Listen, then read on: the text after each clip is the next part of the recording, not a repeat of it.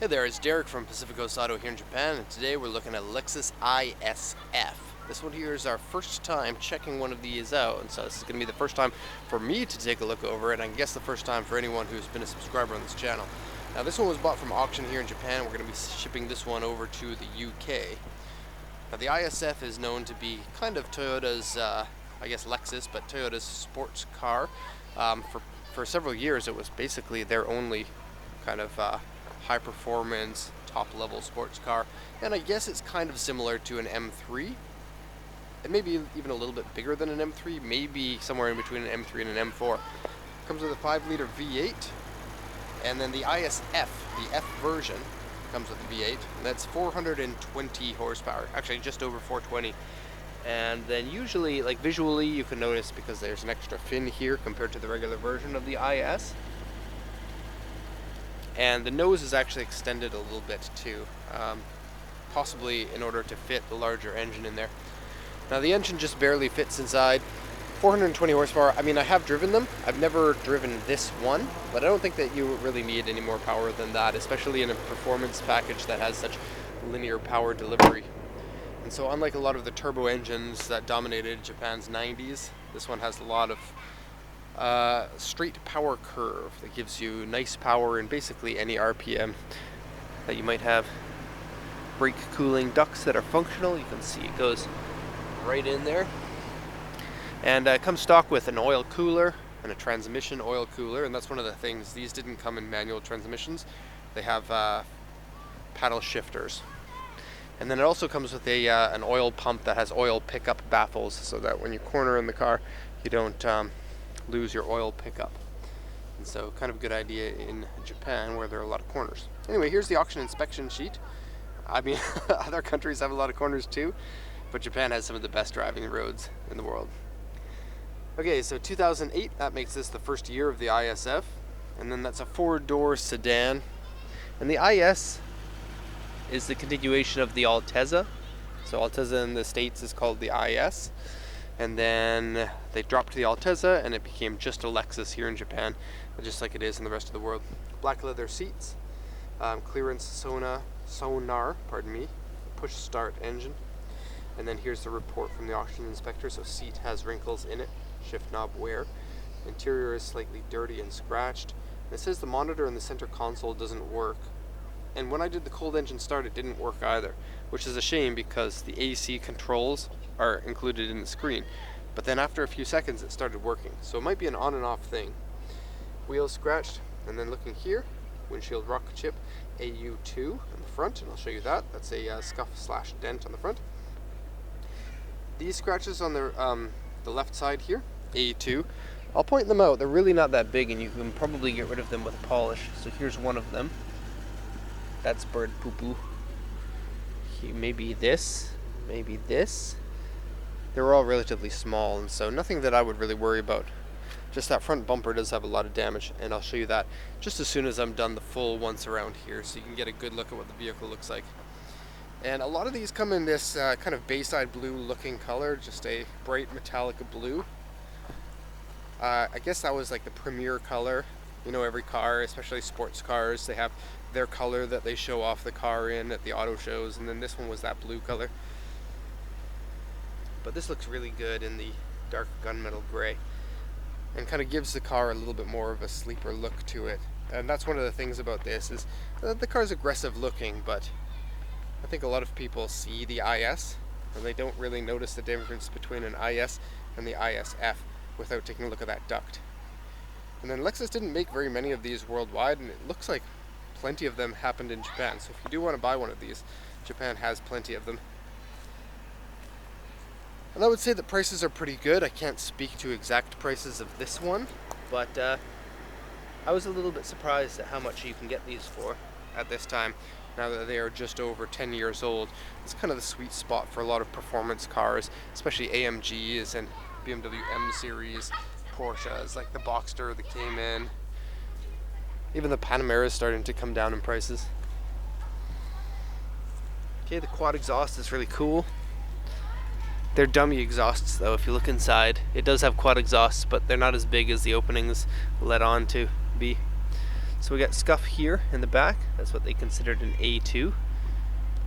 Okay, ISF. Rear wing or lip spoiler. Plus, yes, that's what we need for our downforce. And then the front bumper, yeah, it's pretty scuffed. And the wheels are actually pretty bad too. The wheels are 19s, 225s on the front, 255s on the rear. But yeah, they got lots of scrapes in them. If this was my car, I would change those wheels. They kind of have the look, like, they're cool wheels, but they kind of have a look like a stock wheel on a performance car, which is not that appealing. In the same way that like the new 8.6 has wheels that kind of look like that too. So there's some damage there. Now, from visual height, you can't see it too much, but then when you go down, you can see how it's actually dented in there. And then that scrape has continued on to the side.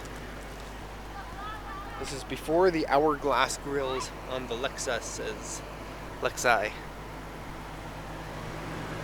Scrape there. And there's some over here too. Okay, all in all, I think not that bad. Front bumper really got the worst of it. The rest of the body is, generally speaking, pretty good. Okay, so onto the interior here. The chassis of this feels very rigid when you drive it. That's one of the first takeaways that you get. You get a lot of power. It doesn't feel overwhelmingly high. Like, I've driven some high like 500 horsepower Skylines, and those are somewhat undrivable. This one here is a very easy to drive car. And when I say undrivable, I mean just not very fun to drive. It's fun in a straight line, but you just don't get any boost normally, and then it comes so quickly that you're over the speed limit already. This one, I don't know, to me it just feels like a more refined, better car, especially for somebody who doesn't necessarily want to be the boy racer that they were interested in being 15 or 10 years before that. Blue stitched leather seats with perforations in them. And I quite like the carbon fiber inserts, and they're all in good condition with no cracking.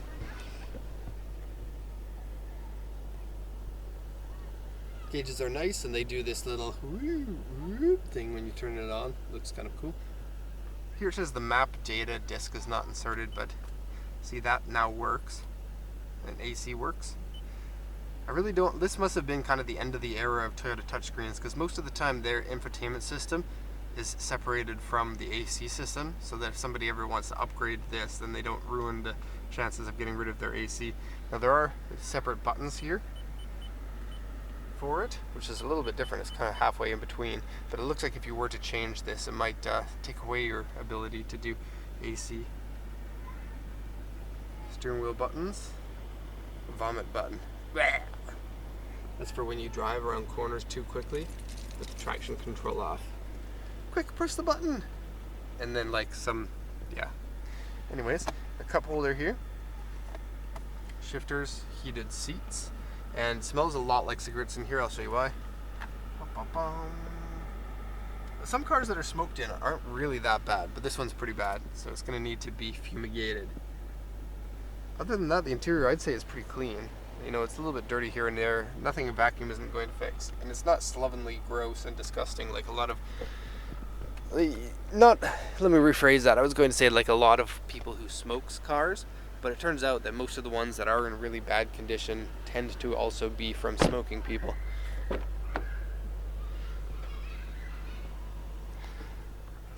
Okay, so back seats. This is my seating position, which is further back than the average person, I would say. And it gives you that much leg room, which isn't very much, but this is a Japanese car. And I wonder if this has a transaxle style transmission, because this is a pretty big hump that you have here. Pretty standard issue place for your drinks there. And the leather feels nice and soft, which is funny, not like BMW leather. BMW for like the last 15 years hasn't had good leather. Mercedes has. Can you open this? Can you open this? There it is. Come on, open. There's a button underneath. I should be able to open that. Maybe that button doesn't function, but you can open it from inside here. There it is. Power seat works properly. This button under here might not work. And the opening is relatively small in it, but the trunk is quite big. You can fit like 3 times as much stuff in here as you can in a Supra. Not the new one, the old Mark IV one I'm talking about. Good exhaust. Nice. Okay, so that is basically the walk around here of the ISF. Hope you enjoyed this, and if you have any questions, please let me know. Otherwise, thank you everyone for watching this video, and have a nice day.